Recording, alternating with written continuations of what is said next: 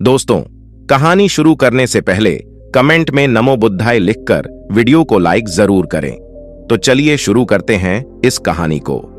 प्राचीन काल में हमारे संत मुनियों ने कुछ ऐसे उपाय खोजे थे जिसके सहारे वह लंबे समय तक बीमारियों से मुक्त होकर अपना जीवन जी सकते हैं। आज के वीडियो में हम उनमें से सबसे महत्वपूर्ण नियमों का जिक्र करेंगे जो बहुत आसान है और जिसे अपनाकर कोई भी व्यक्ति, पुरुष या महिला, बूढ़ा या बच्चा अपना सकता है और बीमारियों से मुक्त स्वस्थ जीवन जी सकता है। इस नियम को समझने के लिए सबसे पहले यह समझे कि प्राचीन काल में हमारे संत मुनि कभी भी सूर्यास्त के बाद भोजन नहीं करते थे। चरक संहिता में इसका कारण बताते हुए कहा गया है कि मानव शरीर में जठराग्नि होती है जो पाचन क्रिया को नियंत्रित करती है, जिसे कुछ लोग पाचक अग्नि के नाम से भी जानते हैं। और यह जठराग्नि यानी पाचक अग्नि सूर्य के संपर्क में आने पर अच्छे से काम कर सकती है।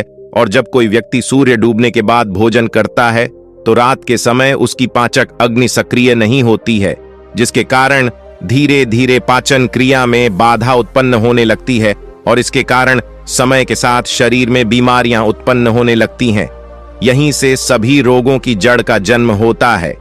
अगर इस जड़ को यहीं खत्म कर दिया जाए, मिटा दिया जाए, तो शरीर जीवन भर रोगों से मुक्त रह सकता है।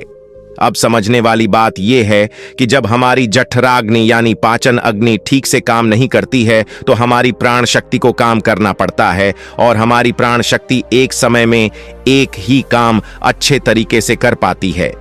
जब हमारी महत्वपूर्ण ऊर्जा पाचन में शामिल होती है तो हम गहरी नींद नहीं ले पाते हैं और इसी कारण से कुछ लोग 8-8, 10-10 घंटे की नींद लेने के बाद भी सुबह थका हुआ महसूस करते हैं। इसका कारण यही है, प्राण शक्ति की ऊर्जा जो रात के समय हमारे शरीर को अंदर से ठीक करती है, उसकी मरम्मत करती है। फिर यही ऊर्जा रात के समय जब मनुष्य सोता है तो उसके शरीर के रोगों को ठीक करने में अपना समय व्यतीत करेगी और धीरे धीरे इससे आपका शरीर अपने आप ही अपने रोग ठीक कर लेगा। लेकिन इसके लिए आपको अपना रात का खाना सूरज डूबने से पहले करना होगा, ताकि सूरज के संपर्क में रहने वाली आपकी पाचन अग्नि बेहतर तरीके से काम करें। यह आपके भोजन को जल्दी पचाने में मदद करेगा, जिससे आपके जीवन शक्ति अन्य कार्य कर सकेंगी। मान लीजिए कि आप शाम को 6 से 7 बजे के बीच खाना खाते हैं।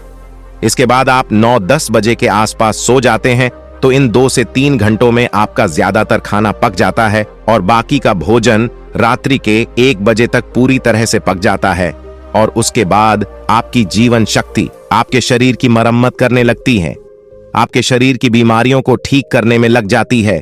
और यही वह समय होता है जब आपका शरीर खुद को डिटॉक्स करना शुरू कर देता है। इसी प्रक्रिया को अर्ध उपवास कहा जाता है, जिसकी पूरी अवधि 16 घंटे की होती है। लेकिन जो लोग दिन में 16 घंटे उपवास करने में सक्षम नहीं हैं, वो 12 घंटे से शुरुआत कर सकते हैं। यानी कि अगर आपने रात्रि को 7 बजे भोजन किया है तो आप अगले दिन सुबह 7 बजे ही भोजन करें, जिससे कि आपकी बॉडी को तकरीबन 6 घंटों का समय मिलता है। खुद को रिपेयर करने का इस अर्ध उपवास में हमारे शरीर में क्या प्रक्रिया घटित होती है, पहले इसको समझिए।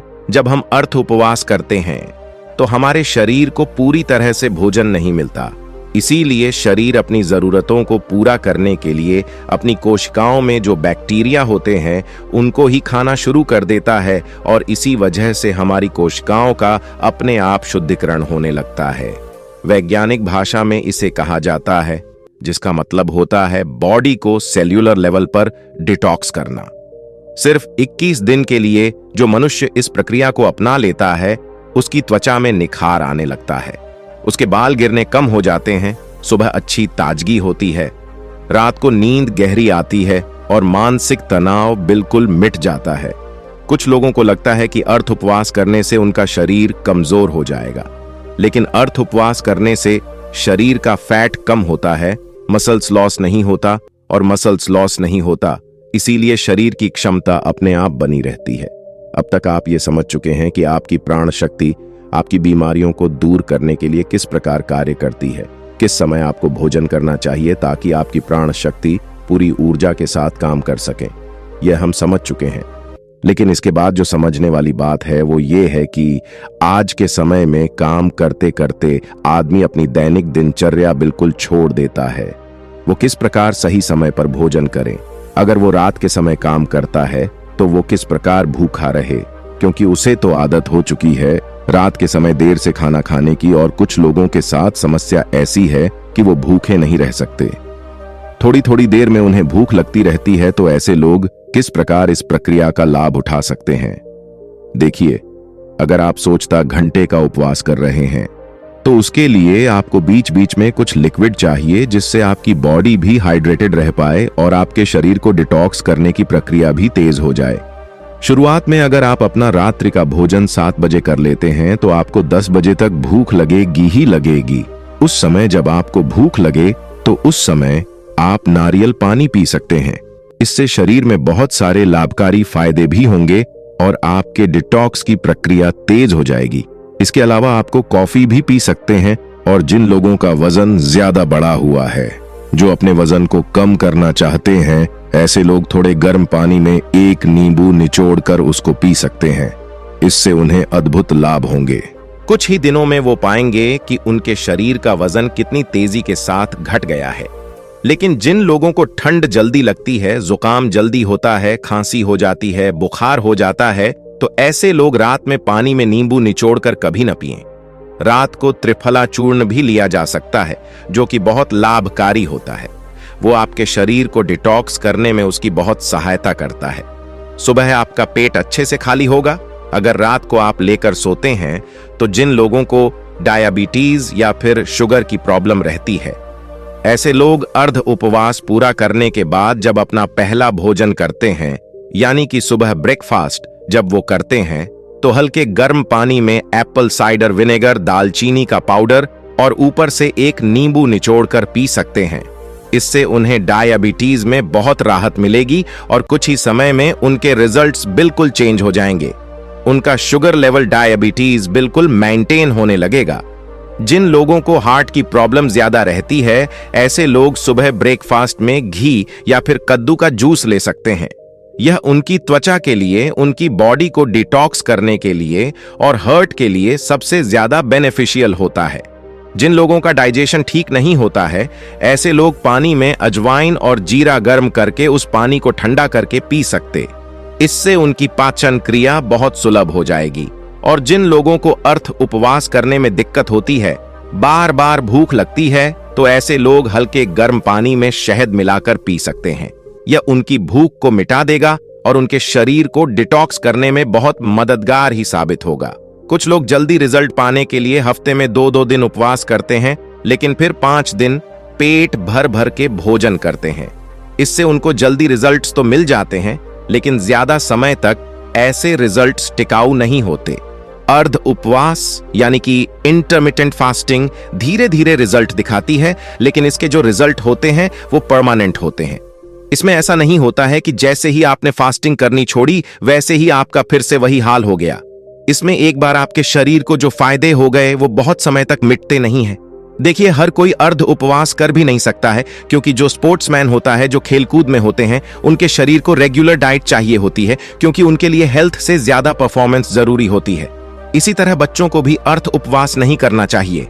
और जो लोग मधुमेह के पेशेंट हैं, जिनका शुगर लेवल गड़बड़ रहता है, ऐसे लोगों को अगर अर्ध उपवास करना है तो समय समय पर अपना sugar level, blood sugar level check करवाते रहिए। जो लोग अर्ध उपवास का सही तरीके से पालन करते हैं, उनके शरीर की 80% बीमारियां खुद ही ठीक हो जाती हैं। और जिन लोगों को कोई बीमारी नहीं होती, ऐसे लोग अर्ध उपवास करके अपनी बॉडी को डिटॉक्स कर सकते हैं, जिससे कि भविष्य में उनको कोई बीमारी नहीं होगी। यही हमारे संत मुनियों का जीवन भर स्वस्थ रहने के लिए अचूक मंत्र था, जिसका आयुर्वेद चरक संहिता हर जगह उल्लेख मिलता है। चरक संहिता में अर्ध उपवास के साथ एक और नियम जोड़ा गया था, लेकिन वो आज के समय में संभव नहीं है। लेकिन फिर भी मैं आप लोगों के सामने उसका उल्लेख करना चाहता हूं। शायद कुछ लोग उसका पालन कर पाए, और अगर आप पालन कर पाते हैं या नहीं भी कर पाते हैं तो कमेंट सेक्शन में जरूर बताना। देखिए, पुराने समय में जो खाना पकता था वो मिट्टी के बर्तनों में पकता था, और ये बहुत जरूरी होता था कि उस खाने को पकाने के लिए उसमें वायु का स्पर्श हो, उसमें प्रकाश का भी स्पर्श हो, उसमें अग्नि का स्पर्श हो और उसमें मिट्टी का भी स्पर्श हो। उस समय मिट्टी का ही बर्तन होता था। अग्नि का स्पर्श खाने को पकाने के लिए दिया जाता था और सूर्यास्त से अगर पहले खाना पकेगा तो उसमें प्रकाश का भी स्पर्श आ जाएगा और वायु का भी स्पर्श आ जाएगा, क्योंकि खाना प्रेशर कुकर में नहीं पकता था, खुले बर्तन में पकता था जिससे वायु उसको स्पर्श कर सके। लेकिन आजकल की जीवन शैली में यह संभव नहीं है। इसीलिए कम से कम हम अर्ध उपवास करना तो सीखे। चाहे हम उस तरह का भोजन तैयार नहीं कर पा रहे हैं, लेकिन अर्ध उपवास करके अपने शरीर को फायदा तो पहुंचा सकते हैं। तो दोस्तों, उम्मीद करता हूं आपको इस कहानी से एक अच्छी सीख मिली होगी। ये कहानी आपको कैसी लगी हमें कमेंट बॉक्स में कमेंट करके जरूर बताएं और इस वीडियो को लाइक भी जरूर करें और साथ ही इस वीडियो को अपने दोस्तों के साथ जरूर शेयर करें ताकि उन्हें भी इस कहानी से कुछ सीखने को मिल सके। ऐसी ही प्रेरणादायक और बुद्धा स्टोरी सुनने के लिए हमारे चैनल को सब्सक्राइब करके बेल आइकन को जरूर दबा दें ताकि आने वाली अगली वीडियो की नोटिफिकेशन आपको मिल सके। इस वीडियो में बस इतना ही। मिलते हैं अगली वीडियो में। जब तक अपना ख्याल रखिएगा। धन्यवाद।